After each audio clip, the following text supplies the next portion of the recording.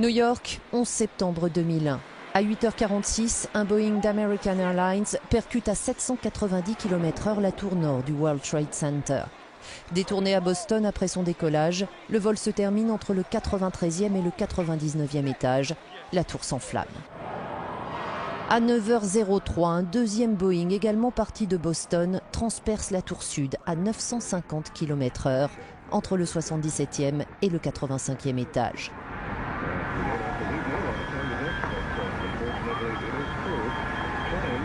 En 102 minutes exactement, les États-Unis vont connaître toute une série d'attaques. 3000 vies sont fauchées, l'histoire bascule.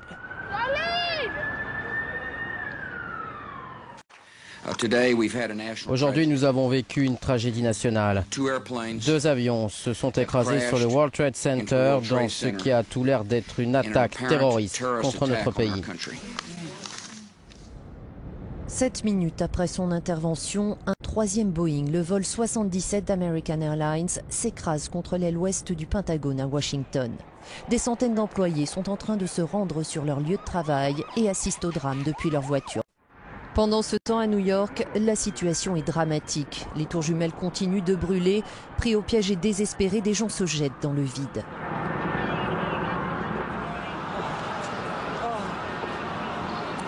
À 9h59, la tour sud, touchée 56 minutes plus tôt, s'effondre dans un déluge de feu, d'acier et de poussière. La violence est telle que des centaines de victimes vont disparaître sans qu'on puisse retrouver la moindre trace d'ADN.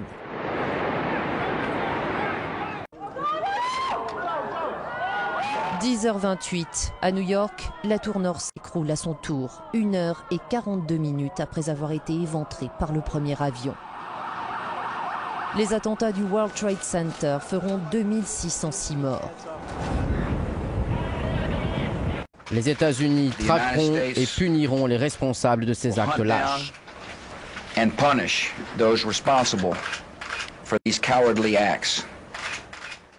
Très vite, les Américains vont découvrir le visage des terroristes capturés par les caméras de sécurité des aéroports alors qu'ils embarquaient pour perpétrer la pire attaque contre l'Amérique depuis Pearl Harbor. La plupart des kamikazes du 11 septembre, des hommes de plusieurs nationalités, avaient été entraînés par Al-Qaïda dans des camps clandestins en Afghanistan. C'est là que leur chef Oussama Ben Laden et ses lieutenants avaient établi leur base sous la protection du régime des talibans. Les États-Unis déclarent la guerre à Al-Qaïda. Des milliers de soldats sont envoyés en Afghanistan pour démanteler le réseau terroriste et capturer ses chefs. Mais le terrorisme international est un ennemi insaisissable. C'est à Bali, en octobre 2002, qu'il frappe de nouveau. Plus de 180 personnes, dont de nombreux touristes, périssent dans des attentats revendiqués par la Jemaah Islamiyah, proche d'Al-Qaïda. L'Irak a aussi subi l'onde de choc du 11 septembre. Le 21 mars 2003, les États-Unis lancent l'opération Shock and Awe, choc et stupeur. La capitale, Bagdad, est bombardée. Accusé de détenir des armes de destruction massive et de soutenir le terrorisme, le régime de Saddam Hussein est inclus par George W. Bush et ses alliés britanniques et espagnols dans l'axe du mal. En ce moment précis, les forces américaines et de la coalition viennent d'entamer les opérations militaires visant à désarmer l'Irak, à libérer sa population et à défendre le monde contre un grave danger. En 2003, les Américains renversent le régime de Saddam Hussein et tentent d'exporter la démocratie en Irak. Al-Qaïda profite de la confusion pour infiltrer le pays.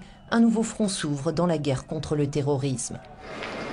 Le terrorisme islamiste frappe aussi en Europe. À Madrid, en mars 2004, une série de bombes placées dans des trains font 191 morts et 1500 blessés. Et puis, en juillet 2005, des terroristes, tous de nationalité britannique cette fois, tuent 52 personnes en faisant exploser leurs bombes dans les transports en commun londoniens. En 2008, les attaques coordonnées de Bombay font 174 morts, un rappel sanglant de l'ampleur de la menace liée à Al-Qaïda. Toujours concentrés sur la traque de Ben Laden, les Américains parviennent à leur fin le 2 mai 2011. Ils abattent leur ennemi numéro 1 dans cette maison du Pakistan. Les drones de la CIA ont tué plus d'1 millier de combattants d'Al-Qaïda, mais le numéro 2 du réseau, Ayman al-Zawahiri, a repris les commandes.